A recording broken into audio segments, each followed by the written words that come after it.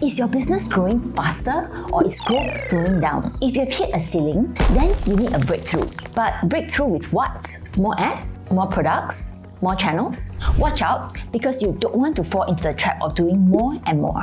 When you chase everything, it dilutes your focus, drains resources, and actually slows your growth down even further. So you don't need more. You need the one strategy that multiplies every effort. I'm Angela, and in this video, I'll share 5 proven growth levers that top companies rely on. More importantly, we'll find out which lever is right for you right now, so you can focus on just one thing that drives real traction and exponential growth.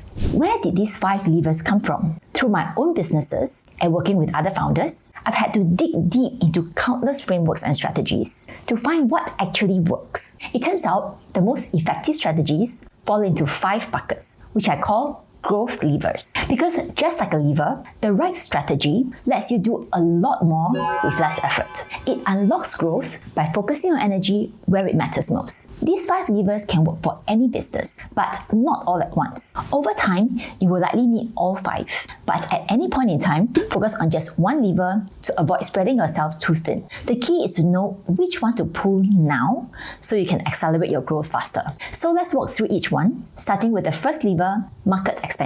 This video for my business reading graphics explains it nicely. Market expansion means reaching new people with your existing offer. This lever works when your product or service is solid, but you're not reaching its full potential audience. Instead of chasing growth by changing what you sell, look for new segments who already need what you've built. Start by identifying which new groups could benefit from your offer, how they differ from your current audience, and how you reach and serve them effectively. To see this in action, let's look at Shopify. They started by serving small to mid-sized e-commerce brands, but over time, they noticed a different group, larger merchants, who needed more flexibility than the typical DIY tools could offer.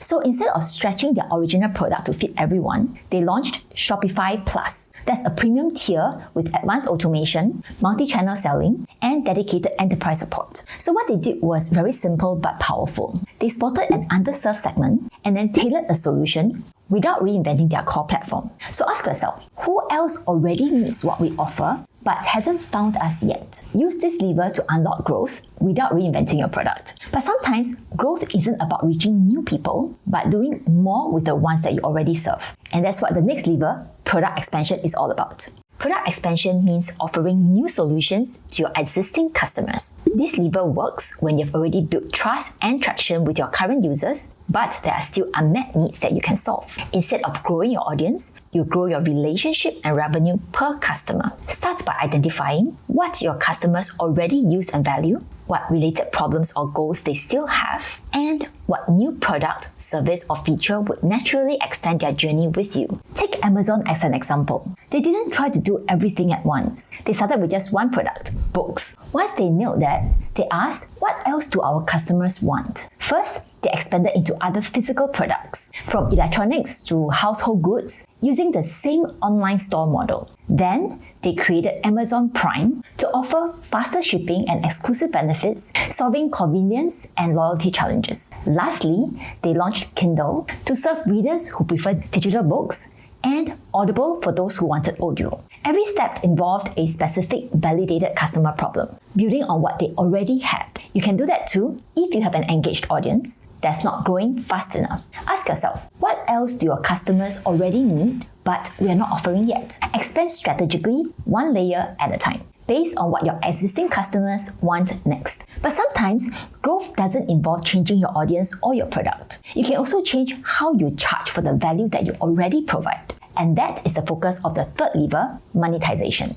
Monetization means earning more from the value you create. You are not chasing more customers, but merely unlocking more value from the ones you already have. This lever works when you're generating strong demand, but revenue growth isn't keeping up. So instead of just creating new value, you focus on capturing the value that you've already created. Start by evaluating whether your pricing reflects the value you deliver, if there are features or services you could package differently, and how you can align pricing with perceived value. A great example here is Netflix. They don't just sell one plan to everyone. They introduce tiered pricing, so users could choose based on what mattered most to them. Those who watch mainly on their phones could choose the basic plan, while others could opt for higher tiers if they wanted ad-free HD streaming on their TVs or separate accounts for their family. As a result, the users felt like they had control over how much they had to pay, while Netflix could increase the average revenue per user by giving them clear reasons to upgrade. So ask yourself, do our prices truly reflect the value that we provide? A small change in pricing, if done right, can unlock significant growth by capturing more of the value that you are already delivering. But sometimes, the best way to grow isn't about changing what you do, but changing who helps you to do it. And that brings us to the next lever, channels and partnership. Channel expansion means finding new ways to deliver your offer to more people. Instead of changing the product or audience, you are changing how you reach them via new channels or partners. This lever works when your current channels are working but limited. The goal is to increase reach, visibility, or conversion without reinventing what you're selling. Start by identifying where your ideal customers already hang out, what new platforms, partnerships, or channels you could use, and how to test those channels efficiently. When Airbnb launched, they didn't have money or an audience, but they noticed something. Their ideal customers, the people looking for places to stay, were already browsing for vacation rental listings on Craigslist. So instead of starting from scratch, they built a tool that automatically cross-posts their Airbnb listings to Craigslist. That simple move plugged them into millions of eyeballs without paying for ads at all or building a new platform. That is the power of finding the right channel and partnering with it creatively. So ask yourself,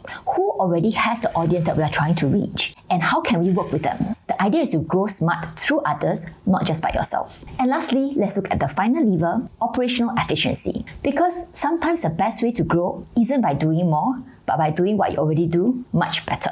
Operational efficiency means improving how your business runs so you can scale more effectively with the resources you already have. This lever works when growth is being blocked not by lack of demand, but by internal inefficiencies, delivery gaps, or team bottlenecks. So instead of adding more fuel, you fix the engine. This could mean tightening up systems, reducing waste, or improving customer experience through better processes. Start by identifying where quality, speed, or consistency is breaking down, what systems or workflows are unclear or overcomplicated, and how to deliver better results with less friction. Think about McDonald's. They didn't become a global brand by having the best burger. They grew so quickly because they built their systems to be clear, consistent, and easy to replicate. Every restaurant follows the same steps. Staff are trained to do things the same way, the kitchen layout is designed for speed, and supplies are standardized to avoid delays or confusion. So ask yourself, what is breaking down or slowing us down that will only get worse as we grow?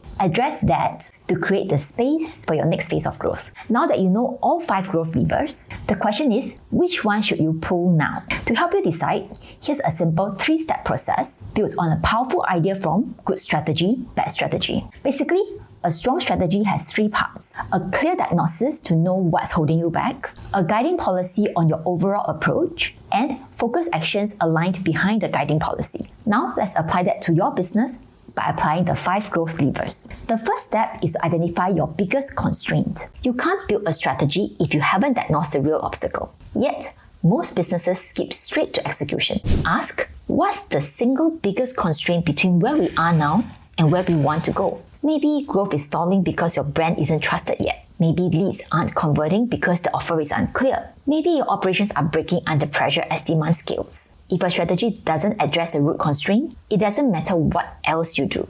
You might have many bottlenecks in your business, and that's perfectly normal. Just narrow down to the most critical one that, once resolved, will open up the biggest paths ahead. Because once you have identified your biggest constraint, you can pick the lever that directly addresses it. If you need more reach, then go for market expansion. If customers aren't buying more, go for product expansion. If you're undercharging, go for pricing and monetization. If growth is slow or expensive, go for partnerships and channels. And if internal chaos is slowing you down, address operational efficiency. Don't try to do all 5 at once. Just pick the one lever that solves your top constraint and go deep on that one first. This becomes your guiding policy, giving you a clear direction to focus on rather than a fragmented to-do list. Now that you have picked your lever, it's time to translate that into action. Let's say you decide to focus on operational efficiency to solve the internal chaos holding you back. Coherence action means aligning everything around that lever to make your business run smoother.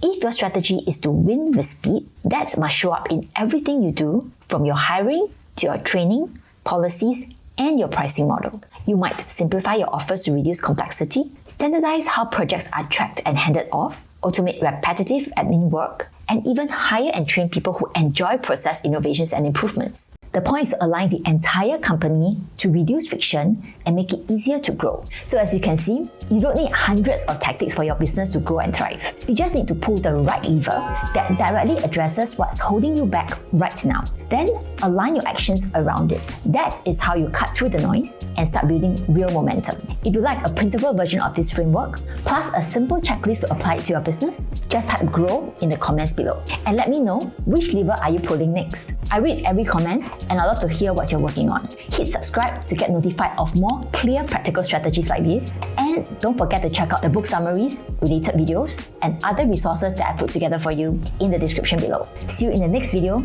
with more ways to grow and build momentum.